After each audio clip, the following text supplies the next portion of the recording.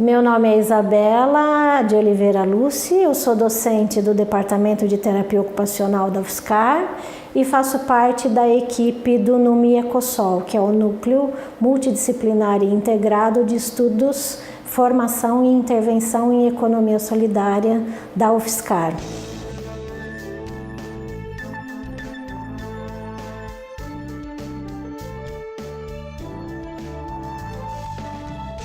No Departamento de Terapia Ocupacional, eu faço parte do Laboratório de Pesquisa em Saúde Mental e Terapia Ocupacional. E no âmbito desses dois grupos, do laboratório e do NUMI Ecosol, eu desenvolvo alguns projetos de extensão e pesquisa que tem como temática principal a inclusão social pelo trabalho na perspectiva da economia solidária. As atividades de extensão, elas estão direcionadas a algumas populações específicas, por exemplo, pessoas que têm transtornos mentais, pessoas que fazem uso abusivo de álcool e outras drogas, pessoas que se encontram em situação de rua e adolescentes e jovens que estão passando por um período de cumprimento de medidas socioeducativas em meio aberto. No âmbito dessas atividades de extensão, várias questões foram surgindo, principalmente em relação ao empreendimento econômico solidário que nós incubamos, que é o Recriarte, e ele é constituído por pessoas que têm transtorno mental. Na verdade, as questões que foram surgindo são relacionadas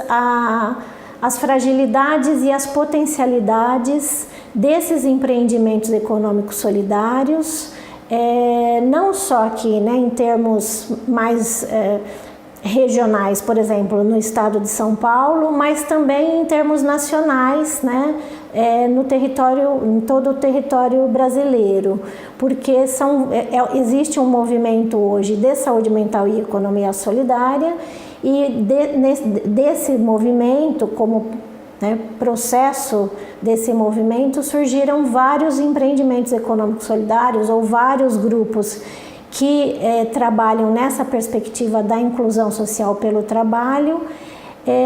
e que trazem questões que demonstram algumas fragilidades nesses grupos. Então nós fomos estudar esses grupos. Durante o desenvolvimento das nossas atividades junto a estes grupos, algumas perguntas de pesquisas vão surgindo. Mas particularmente algumas questões relacionadas à sustentabilidade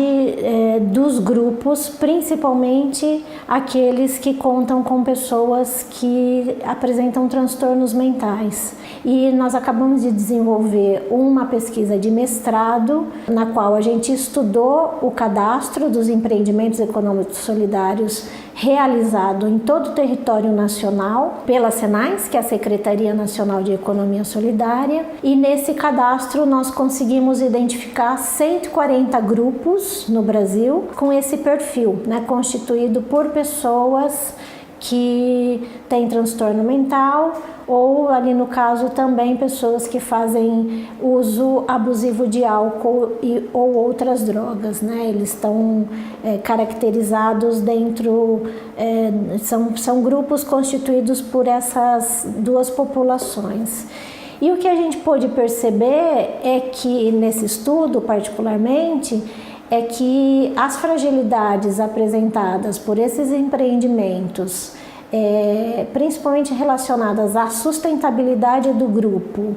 e à geração de renda compatível com as necessidades das pessoas, elas não são particulares desses grupos, como era a nossa hipótese. Então, a nossa hipótese era que essa era uma particularidade dos empreendimentos econômicos solidários do campo da saúde mental. E o estudo revelou que não, que essa é uma fragilidade dos empreendimentos de economia solidária de forma geral no país.